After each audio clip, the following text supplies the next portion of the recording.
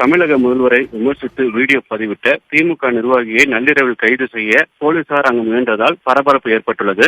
எல்லாம் அந்த பையன் ராஜலிங்கத்தோட வேலையா தான் இருக்கும். பதவியை கையில வச்சுட்டு பழி வாங்க பாக்குறாங்க.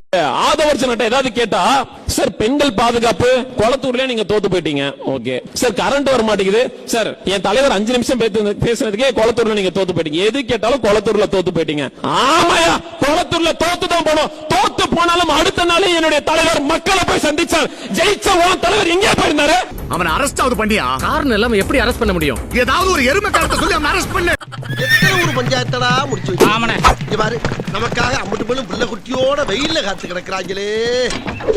இப்போ எதிர்த்து கேள்வி கேட்கக்கூடிய இப்படி குரல்கள் எல்லோற்றையும் பாஜக முடக்குவது போலவே நீங்களும் முடக்குனீங்க அப்படின்னா அதுக்கு பேர் என்ன? இதுக்கெல்லாம் பேர் என்ன தெரியுமா? மணி இப்போ 12 மணி ஆகுது. இப்போ எங்க ஜென்சி டிஎம்கேல இருக்கக்கூடிய ஒரு நபரான அன்பானந்தம் அரியப்பன் அவர்களை அரெஸ்ட் பண்ண போறோம் அப்படின்னு சொல்லிட்டு அவங்க வீட்டு வாசல்ல போலீஸை வந்து கூச்சிருக்கு தாவேக அரசு. ஆணவத்தில் ஆடாதரா, ராணுவத்தில் அழிஞ்சவங்களை விட ஆணவத்தில் அழிஞ்சவங்க தான் அதிகம். எங்களுக்கு பேசுவதற்கான சுதந்திரம் இருக்குது. இன்னைக்கு சட்டமன்றத்தில் நீங்க ஒரு 60 வருட காலம் அரசியல் இருந்த மாபெரும் தலைவரான ஒரு ஸ்டாலின் சாரை நீங்க எந்த அளவுக்கு மட்டமா கேவலமா நையாண்டித்தனமா நீங்க வந்து அவரை அவமதிக்கிற விதத்துல பேசுனீங்க. இப்படின்றது அந்த மாதிரி கையெல்லாம் சைகள்லாம் வந்து சினிமாவில் காமிக்கணும், சட்டசபையில காமிக்கலாமா? இது வரைக்கும் எந்த விஷயமும் அந்த மாதிரி காமிச்சது இல்லை. தரத்தம் கும்போ காட்டுற ஸ்டேஜ் கிடையாது. மறைமுகமாக தமிழ் நீங்க என்ன எதிர் இல்லாம நீங்க வைக்க, அவங்க என்னெல்லாம் வைக்கிறாங்களோ அதை நீங்க சால்வ் பண்ணுங்க. உள்ள வந்து நீங்க காணமே உங்க அப்பா ஆணவமான பேச்சு அந்த வார்த்தை வந்து தேவை. அதாவது இந்த பொசிஷன் வந்தப்போ அந்த வார்த்தை வரவே கூடாது. கணவனை காணோம், பிள்ளைகளை காணோம் அப்படின்னு அவரு சொல்றாரு. இதை வந்து நீங்க என்ன சொல்றீங்கன்னா, நீங்க சொல்ல போய் தான் அவர் சொல்றாரு. நீங்க வந்து சட்டசபையில என்ன ரீதியா வாசிக்கணுமோ அதை வாசிக்கணும். இப்ப நீங்க கைது செய்யப்படக்கூடியவரா? உங்களை கைது செய்யலாமா? நாங்கெல்லாம் பெரிய இடம், நீங்க டச் பண்ண முடியாது. பெரிய இடமா? என்ன எல்ஐசி பில்டிங்க? அதுவும் கேட்குறாங்க. அன்பானந்தனுடைய அப்பா அரியப்பன, அவங்க அண்ணன்லாம் வீட்டில் இருக்காங்க, அவங்க அம்மா வீட்டில் இருக்காங்க. அவங்களாம் கேட்குறாங்க, இல்லைங்க அப்படி என்னங்க தவறு செஞ்சாங்க சொல்லுங்க, என்ன பிரச்சனைன்னு சொல்லுங்க. இவ்வளோ போலீஸ் இருந்தாக்க என் தம்பி என் பையன் எதுவும் பெரிய தவறு பண்ணிட்டானா, அப்படிப்பட்ட ஆள் இல்லையாங்க அவங்க அப்படின்னு சொல்லி கேட்கும்போது மேலிடத்த உத்தரவுங்கன்னு இருக்காங்க. அவர் பேருக்கு தான் முதலமைச்சர், பவர் பூரா எனக்கு தான். இனிமே தமிழ்நாட்டை கூறு போட்டு வித்துற மாட்டேன். மேலிடத்த உத்தரவுங்க. இப்ப புரியுதா உங்களுக்கு யார் அந்த மேலிடம்? மிஸ்டர் வீரபாண்டி, கொஞ்சம் ஸ்டேஷன் வரைக்கும் வந்துட்டு போங்க. எதுக்கு? இவர் அரெஸ்ட் பண்ணாம நான் இந்த இடத்தை விட்டு போக மாட்டேன். அரெஸ்ட் பண்ணிடுவேன் அரெஸ்ட் பண்ற மூட்லயே இருக்கீங்களே. என்ன யாராவது சொல்லி அமிச்சாங்களா சார்? 6 மாதம் கழிச்சு தான் விமர்சிக்கணும். நாங்க என்ன கல்யாணம் முடிச்சு கொடுத்துருக்கோமா 6 மாசம் எதுவும் பேசாம இருக்கிறதுக்கு? வாயை திறந்து சொல்றா தண்டச்சோறு. கரண்ட் இல்லாம வடசென்னை மக்கள் தெருவுல இருந்து போராடுறான். இப்ப நான் அமைதியா இருக்கிறதா அந்த மக்களுக்கு ஆதரவா போராடுறதா? மக்கள் எப்படி போனா உங்களுக்கு என்னங்க? தொடர்ச்சியா மின்வெட்டை தாண்டி தமிழ்நாடு முழுக்க 24 கொலைகள் 1 மாதத்துல, 30 பாலியல் வன்கொடுமைகள் 1 மாதத்துல. எதுக்கு அசைய மாட்டியா? இனி உன் காதுக்குள்ள அணுகுண்டான தூக்கி போடணும். இல்ல எங்க அண்ணா ஆச்சு, கியூட் சிஎம் ஆச்சு, அதனால 6 மாசம் நான் பொறுத்திருந்தா பேசுவேன் அப்படின்னு அமைதியா இருக்கிறதா? அவர் கேள்விக்கு பதில் சொல்லுங்க மாமா. அதாவது ஊர்ல ஒரு பழமொழி சொல்லுங்க, ஆட தெரியாதவனுக்கு தெருக்கோணலாம், அறுக்கு தெரியாதவனுக்கு 56 அருவாவாம். அந்த மாதிரி 1.5 மாத ஆட்சி, ஒரு வார்த்தை கூட இந்த ஆட்சி குறித்த கேள்விகளுக்கு தமிழக அமைச்சர்கள் யாரும் பதில் சொல்லல. இப்பவாது 2 வார்த்தை பேசுங்கய்யா. பஞ்சாயத்து பாயிண்ட் வரட்டும். மரியாதைக்குரிய தாவேக தலைவர் விஜய் அவர்கள் வந்து அவரை ஏத்து கேள்வி கேட்ட ஆபாச அர்ச்சனை, சமூக வலைதளங்கள்ல வந்து மிக கடுமையான வார்த்தைகளை விமர்சிப்பது, ஆபாசமான தாக்குதல் நிகழ்த்துவது அப்படின்னா இதுவரைக்கும் இருந்தவர்களுக்கும் உங்களுக்கும் என்ன வேறுபாடு இருக்கு? மக்களுக்கு சேவை செய்யற புனிதமான ஆட்சி எவனுக்கு வேணும்? அங்கேயாவது 4 பேர் வந்து குறைந்தபட்சம் பேசுவாங்க, இங்க அதுவுமே கிடையாது. அவரை ஏத்து கேள்வி கேட்டா மொத்தமா ஒரு அட்டாக் பண்ணி அவனை வந்து அவமானப்படுத்து, அவனை சமூக வலைதளங்கள்ல இருந்தே வெளியேற்று, அவனை பேசவே கூடாது, அவன் இருக்கவே கூடாது, அவன் வந்து உயிரோடவே இருக்கக்கூடாது அப்படிங்கிற நிலைமைக்கு ஒரு கூட்டம் இருக்கு. எவ்வளவு பெரிய கேவலம் தெரியுமா? ஏற்கனவே உலகம் பூரா சிரிச்சுக்கிட்டு இருக்கு, இதுல வேற இப்படி ஒரு நல்லா தெரியுது. இது 6 மாசம் கழிச்சு நல்லா இருக்கும், 1 வருஷம் கழிச்சு நல்லா இருக்கும் அப்படிலாம் இல்ல. இது எதை நோக்கி போக போகுது, இது எப்படியாப்பட்ட மாநிலமாக மாறப்போகுது அப்படிங்கிறது கண்ணுக்கு முன்னாடி நமக்கான ஒளிவட்டம் நல்லா தெரியுது. பாரு மாவன உன் குடும்பத்தை நடுத்தருவுல நடுத்தருவுல போறவங்க கூட பார்த்து ஆச்சரியப்படுற மாதிரி பண்றான். நான் வந்துட்டனா? டேய் என்னடா சொல்றான் அவன்? 5 ஏக்கருக்கும் குறைவான நிலம் வைத்திருக்கும் விவசாயிகளுக்கு வேளாண் கூட்டுறவு சங்கங்களிலிருந்து பெறப்படும் அனைத்து பயிர் கடன்களுக்கு முழு தள்ளுபடி.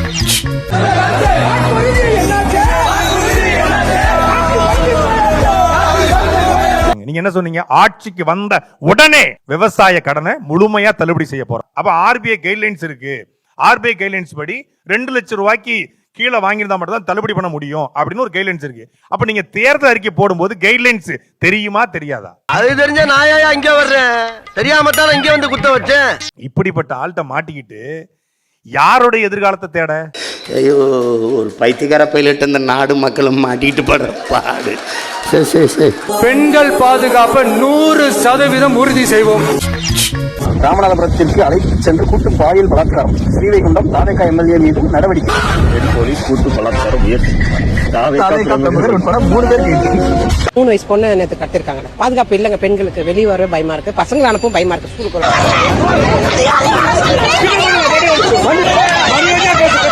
ஒரு ஊர் விடாம ஒரு தெரு விடாம போதை பொருள் கலாச்சாரம் அப்படியே ஸ்ப்ரெட் ஆகி கொட்டி கிடக்குது.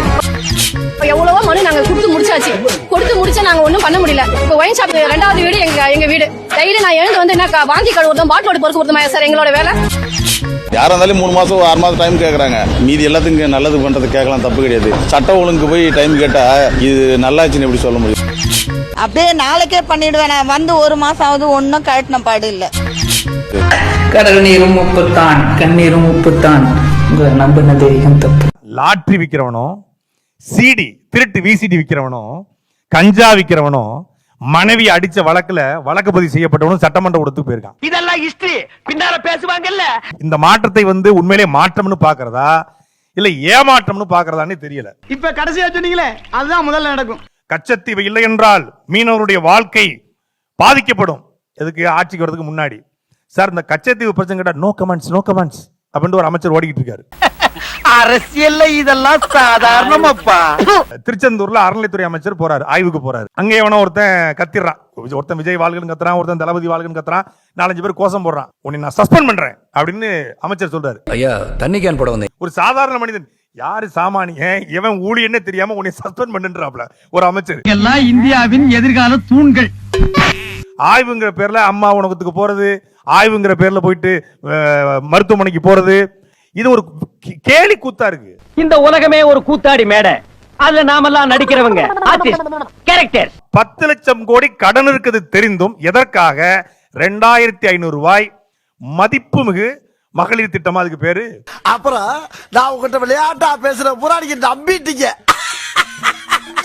ஐயோ. நான் இப்போ இன்னைக்கு ChatGPTல போய் ஒரு சும்மா போட்டு பார்ப்பேன் அப்படின்னு சொல்லி உடனே ChatGPT போடுது. இந்த மதிப்புமிகு மகளிர் திட்டத்தை எங்கே கேள்விப்பட்ட மாதிரி இருக்குன்னு பார்த்தா இதுதான் தாவேக்கா கொடுத்தது. ChatGPT எடுத்திருக்காங்க. ஏடா சுயமா எதுவுமே யோசிக்க மாட்டியா? நானே எத்தனையோ பேரை பார்த்திருக்கேன்டா. ஆனா உன்ன மாதிரி வெறும் வாயில வட சொல்ல நான் பார்த்ததுலடா எங்க அப்பா. இது மாசு, இது அலை. இது அலை கிடையாது, தமிழ்நாட்டுக்கே வச்ச ஒலை இது. எதை கேட்டாலும் சொல்றாப்புல, எங்க மேல பழி போடுறீங்க. அப்போஸ் குளுக்கோஸ். அப்போஸ்ங்க, அப்போஸ்னா ஆமான்னு அர்த்தம். ஆனா வெள்ளம் வந்தா தெரிஞ்சிடும்ல அது திமுக அனுப்பின வெள்ளமா இல்ல அதிமுக அனுப்பின வெள்ளமா. இயற்கைன்னு ஒண்ணு வந்தாதான் இவருடைய செயல்பாடே தெரியும்னு நான் நினைக்கிறேன். ஏன்னா அது வரைக்கும் இவங்க எல்லார் மேலயும் பழி போட்டு எஸ்கேப் ஆயிட்டாங்க. என்னைக்காச்சும் ஒரு நாள் என்கிட்ட மாட்டுச்சு, அதிவிரைவில் அம்மியில வச்சு அரைக்கத்தான் போறேன். மரியாதைக்குரிய தாவேகா தலைவர் விஜய் அவர்கள் தன்னை தூய சக்தின்னு சொன்னாரு. நான் தூய சக்தி, அவங்க தூர சக்தி, கோர சக்தி, பார சக்தி, ஓர சக்தி அப்படின்னாரு. இதுவரைக்கும் அதிமுக ஊழல் குற்றச்சாட்டுகளுக்கு, லஞ்ச குற்றச்சாட்டுகளுக்கு ஆளாக்கப்பட்ட முன்னாள் அமைச்சர்கள் அத்தனை பேரும் தாவேக்கா நினைஞ்சா தாவேக்கா எப்படி தூய சக்தியா இருக்கும்? ரோட்ல துப்புற மாதிரி துப்பிட்டு போறா.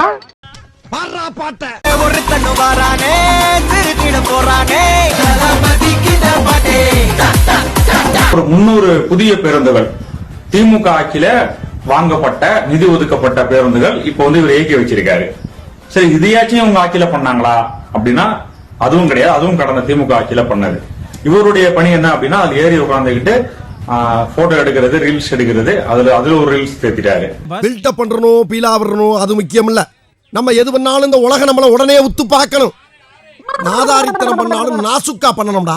இப்படி முழுக்க ரீல்ஸ் மட்டுமே நம்பி நடக்கிற ஒரு ஆட்சி தான் இந்த தாவேக்கா ஆட்சி. ஒருவேளை சினிமா பைத்தியமா இருப்பாங்களோ? என்னது பைத்தியமா? லிக்கர் கல்ச்சர் அதை தூக்கி எறியணும். ஐயோ நம்ம மைண்ட் அங்க போகுது.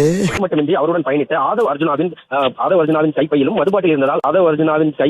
மதுபாட்டில் இருந்ததால் அவரையும் முழுமையாக சோதனை செய்து அதை அப்புறப்படுத்திய பிறகுதான் இந்த பயணத்தில் பயணிக்க முடியும் என தெரிவித்தனர்.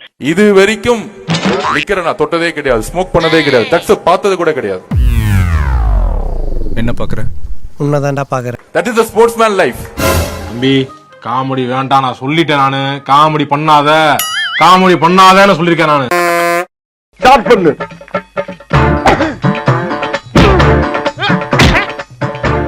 இங்கிட்டு வா. அப்படியா படைக்கல மண்டல மட்டும் அடிச்சிடாத, குலக்கேசல் உள்ள போயிருவேன். சரியா? உங்க வீட்டு பிள்ளையா நினைச்சு எல்லாரும் என்னை மன்னிச்சிருக்க.